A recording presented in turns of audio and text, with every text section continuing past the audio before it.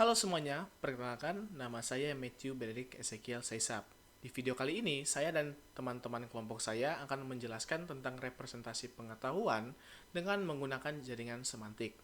Kita ambil saja contoh di sini sebuah perusahaan teknologi, yang dimana di dalam perusahaan teknologi ini dipimpin oleh seorang CEO, yaitu saya, Matthew Benedict Ezekiel Saisap.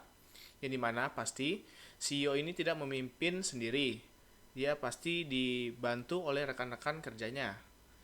Yang pertama yaitu CFO atau Chief Financial Officer, di mana CFO ini adalah rekan saya, Feranata Aurelia. Yang dimana tugas seorang CFO meliputi analisis keuangan, bertanggung jawab atas Departemen Pemasaran, Departemen Keuangan, dan juga yang terakhir Departemen Sumber Daya Manusia. Di sisi lain ada CTO atau Chief Technology Officer, yang di sini yang menjadi CTO adalah rekan saya Vincentius Kurniawan. Di sini CTO bertanggung jawab atas beberapa departemen, yaitu Departemen Teknologi, Departemen Pengembangan Produk, dan yang terakhir Departemen Penjualan.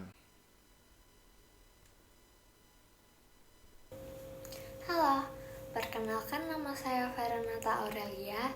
Di sini saya akan melanjutkan penjelasan tentang relasi antara CFO dengan Departemen Keuangan dan Departemen Sumber Daya Manusia. Pada notes di sini, Departemen Keuangan itu dikelola oleh CFO, yaitu saya sendiri. Nah, departemen ini bertanggung jawab atas pengelolaan anggaran dan juga menyalurkan anggaran untuk Departemen Teknologi dan Departemen Pemasaran.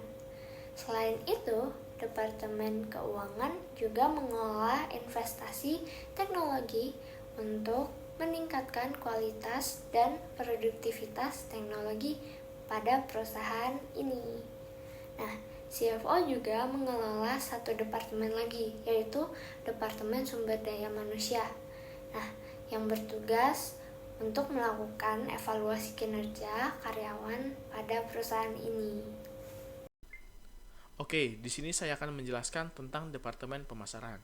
Departemen Pemasaran ini pasti terdiri dari berbagai macam kelompok, yang dimana kelompok-kelompok ini berada di bawah pimpinan seorang CFO, yaitu rekan kerja saya.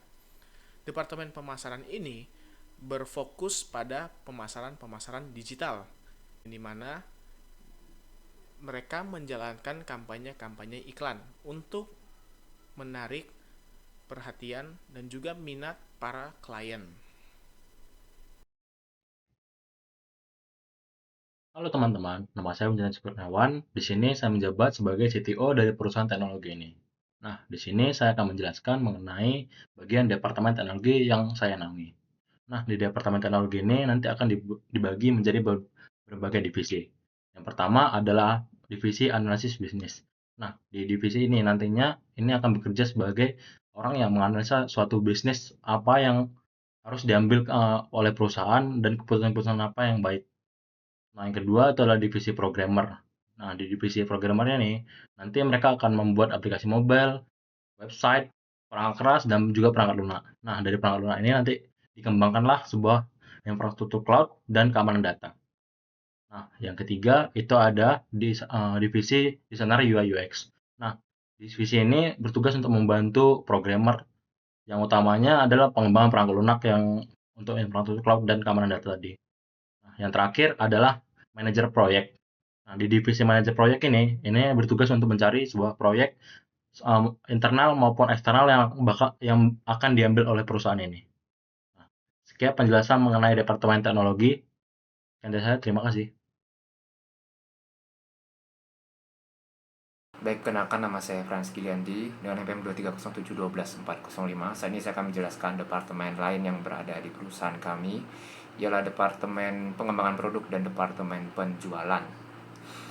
Departemen Pengembangan Produk, kami bertugas untuk mengembangkan produk-produk yang telah Departemen Teknologi rancang sebelumnya. Dan juga Departemen Penjualan bertugas untuk melakukan penjualan terhadap para kliennya. Saat ini, Departemen Penjualan lebih berfokus pada e-commerce dan juga toko online. Samping itu mereka juga memiliki dua metode penjualan, yakni adalah penjualan online dan juga penjualan langsung. Dan juga Departemen Pengembangan Produk kami telah memiliki 3 produk saat ini, adalah produk A, B, dan C. Karena kita saat ini mempunyai klien A dan klien B. Klien A saat ini menginginkan produk A, maka produk A dijual secara langsung kepada klien A melalui metode penjualan online. Dan juga klien B juga menginginkan produk B, maka produk B ini dijual juga langsung kepada klien B melalui penjualan online. Selain itu, klien A dan klien B masing-masing juga memiliki kontrak. Dan karena kontrak tersebut berhubungan dengan penjualan produk, maka kontrak mereka berdua pun ditangani secara langsung oleh Departemen Penjualan. Setelah menganalisa jaringan tersebut, kami telah mendapati beberapa kelebihan dan kekurangan yang ada di sana. Untuk kelebihan, karena jaringan semantik adalah node-node yang dihubungkan dengan garis, maka dalam skala kecil kita dapat lebih mudah memahami informasi yang terdapat di situ, seperti hubungan direktur dengan departemennya. Dan juga jaringan ini bisa dibilang fleksibel karena kita bisa menggabungkan entitas-entitas yang lebih kecil ke dalam entitas yang besar tanpa kita harus mengubah struktur utamanya. Untuk kekurangan, jaringan ini kadang bisa menyebabkan ambigu karena pemahaman setiap orang berbeda-beda, sehingga bisa salah mengartikan dalam menangkap informasi tersebut. Dan jikalau jaringan ini digunakan dalam skala yang jauh lebih besar, maka ada kemungkinan bahwa kita bisa sulit menangkap informasi dari jaringan tersebut. Sekian.